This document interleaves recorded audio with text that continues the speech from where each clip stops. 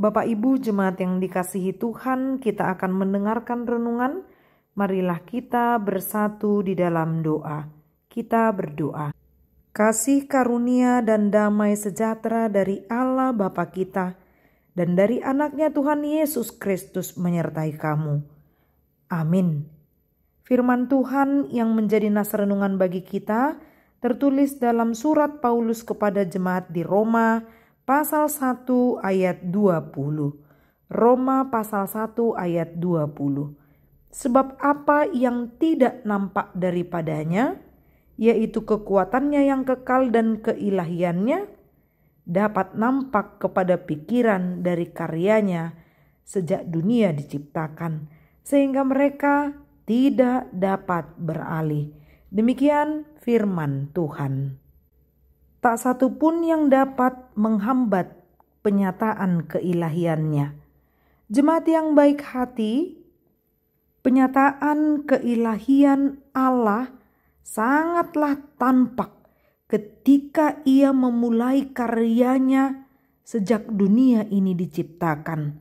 Satupun dari antara kita tidak ada yang berdalih, karena memang Dia Allah Maha Kuasa yang menciptakan serta memelihara setiap makhluk ciptaannya. Dan satupun dari antara kita tidak ada yang dapat menghambat karyanya. Bagaimana cara Ia menciptakan? Ia tetap menunjukkan keagungannya. Sekalipun banyak orang-orang fasik yang hidup dalam kelaliman, yang mengabaikan bagaimana keilahian dari Allah, bagaimana keagungannya, bagaimana dari hasil karyanya, tetap tidak akan dapat menghambat Ia untuk menunjukkan kekuatannya yang kekal dan keilahiannya. Ini benar-benar nyata ketika Allah menjadikan langit, bumi, dan segala isinya. Kemudian Ia memelihara setiap ciptaannya. Kemudian Ia memberikan pembebasan kepada setiap bangsa yang dipilihnya. Dan Ia juga melanjutkan karyanya di dalam Kristus Yesus yang membuat tak satu pun dari antara kita bisa berdalih tentang bagaimana Allah menunjukkan kekuatannya yang kekal. Kekuatannya yang kekal dan keilahiannya ini ditunjukkan kepada ciptaannya yang tidak akan membiarkan kehidupan setiap manusia hidup di dalam kelaliman.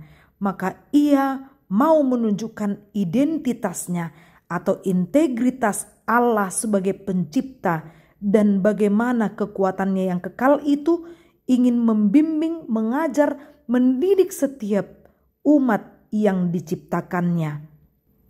Orang yang lalim dan fasik ini, walaupun mereka mengenal Allah, tetapi mereka tidak memuliakan Dia sebagai Allah atau mengucap syukur kepadanya.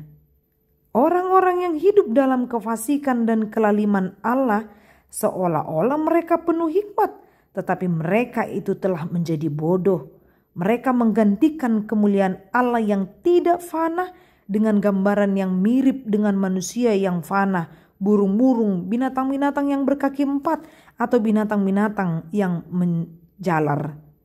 Maka tak ada satu orang pun yang dapat menghambat bagaimana karya Allah dinyatakan di muka bumi ini atau di dunia ini.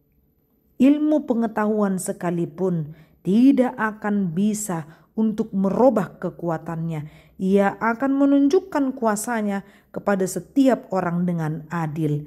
Maka apa yang harus kita lakukan? Sebagai orang-orang yang berhikmat, pakai hikmat Allah itu untuk mendekatkan diri kepada Tuhan dan menciptakan hal yang baik sesuai dengan kehendak Allah dan dengan kekuatan Allah pula.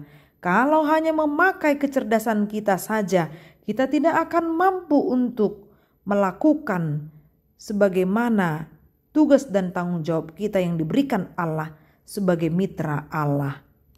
Untuk itu, Jangan lupakan Allah sebagai pencipta, penguasa langit dan bumi segala isinya.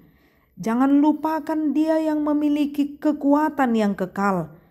Mungkin kita merasa kita sedang menyembah Allah sebagai pencipta, namun di balik itu semua kita sedang menggantikan kebenaran Allah dengan dusta, menyerahkan kehidupan kita kepada keberhalaan atau kecemaran, seolah kita tidak lagi mengucap syukur atas kehadiran Allah sebagai pencipta dan memberi petunjuk bagi kita. Dia penuh dengan karyanya yang sangat hebat dan luar biasa. Marilah tetap memuji memuliakan Dia. Amin. Marilah kita berdoa. Bapa yang baik yang penuh hikmat, terima kasih Tuhan, karena hikmat yang daripada Engkau mengajarkan kami untuk semakin mengenal dan tetap mau menyembah dan memuliakan nama-Mu. Bimbing kami Tuhan dalam perjalanan kehidupan kami. Dalam nama Kristus Yesus. Amin. Salam sehat, Tuhan memberkati.